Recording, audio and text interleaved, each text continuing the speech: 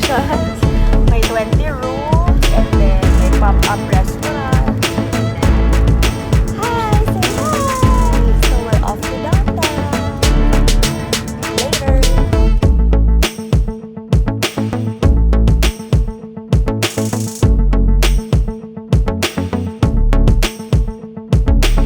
Since it's Sunday guys, after church worship service, saka kami pumunta sa Lougheed House sa downtown Calgary, which is 20 to 30 minutes away from our home. So, lapit na tayo guys!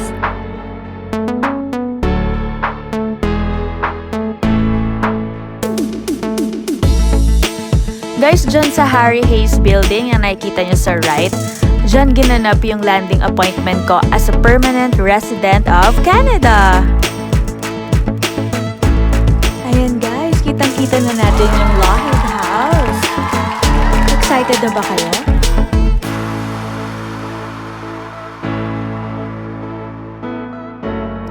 This is it!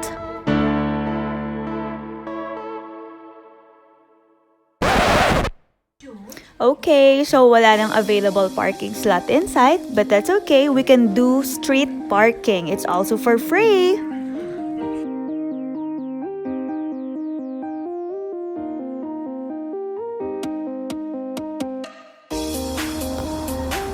Ayan guys! Snow everywhere! Hello!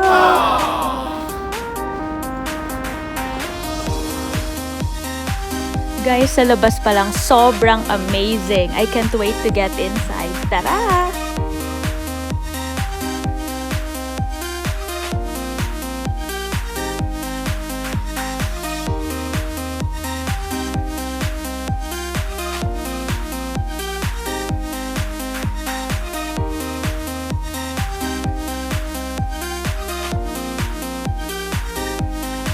So, sarado yung main entrance guys, kaya we will look for the temporary entrance. I think nasa likod.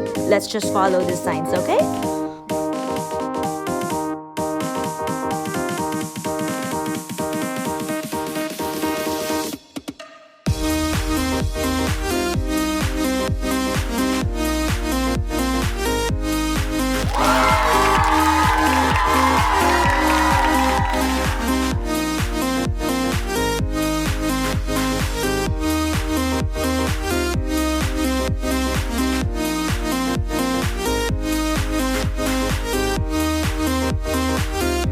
Kanina, inask kami if we want a self-tour or may magtutour sa amin for siguro a certain amount or tip.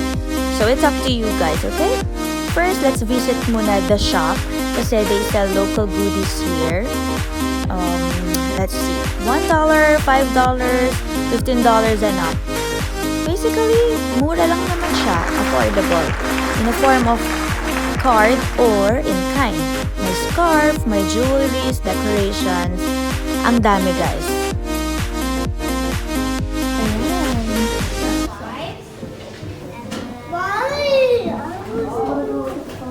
You can build your own stuff. It is a family-friendly museum wherein the kids can build their own stuffed animal for free.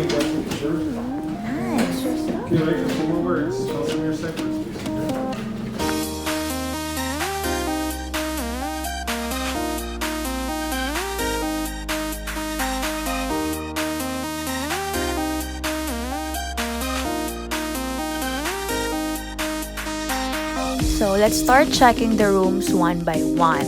First, this is the library room.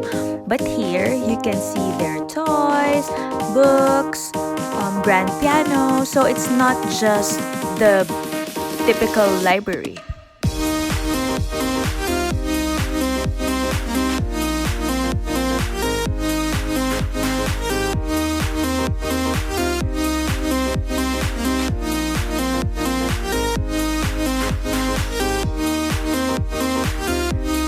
Tignan nyo guys, merong freedom board wherein you can write any Christmas message.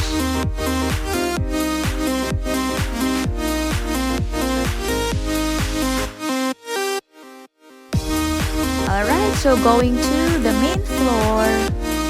Yung gold na nakikita nyo guys, heater yan.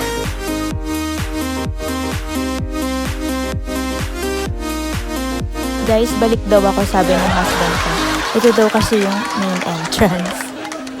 Okay, let's check.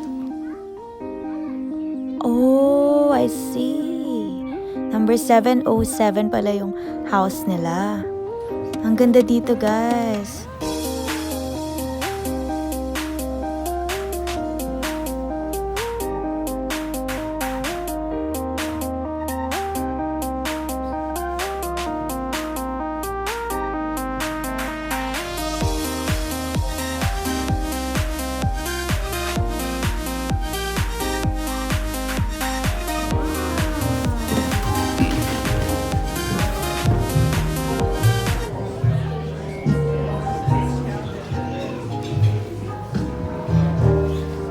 Can you hear the background music, guys? It's so relaxing. And the decorations, wow! Christmas na Christmas. Kaya advance Merry Christmas po!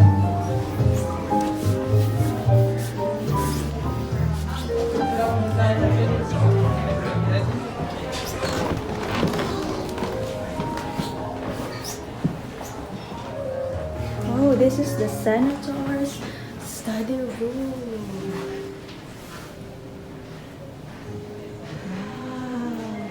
Sobrang parang nakakang statue. Ang lalaki ng ref. Ashley!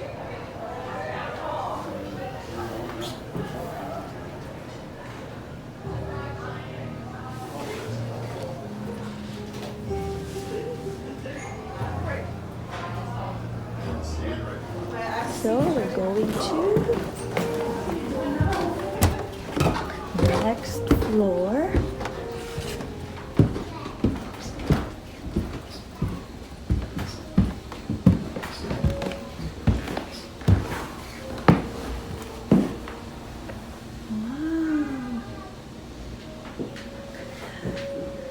Wow, what's that?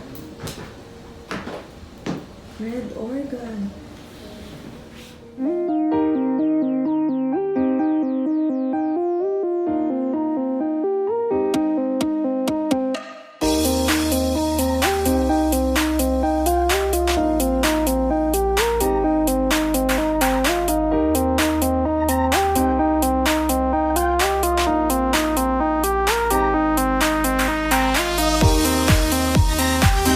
Guys, kung mapapansin nyo, connecting rooms siya.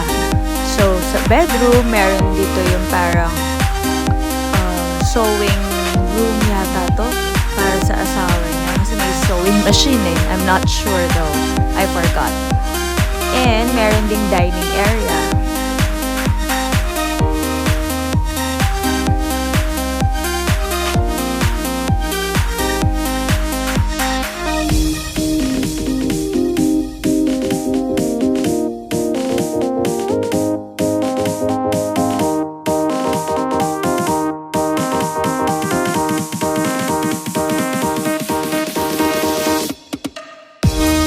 Ito naman yung bathroom. Sa pinto nakalagay gender neutral, so I'm not sure kung working bathroom yun.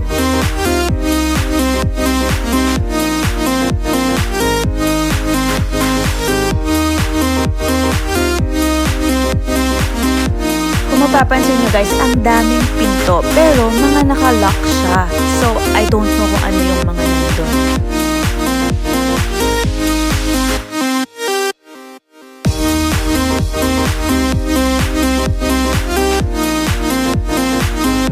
So, ito yung elevator area.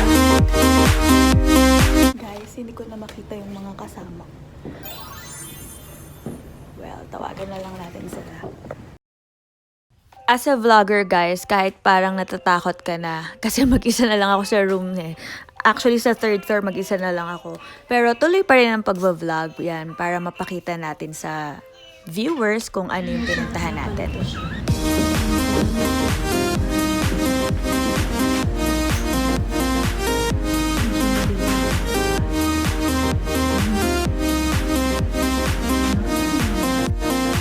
So, yun na yung last room kasi nakasara na yung sa parang rooftop. Then, bumalik na tayo dito sa main floor and then pababa na tayo sa basement. So, bye, hubby!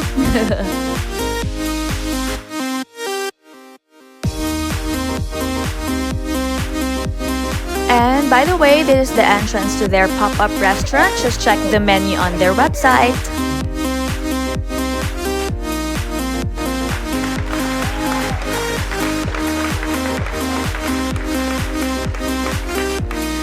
Guys, thanks for watching! So please don't forget to like and subscribe for more Lifeaholic videos here in Canada. Bye guys!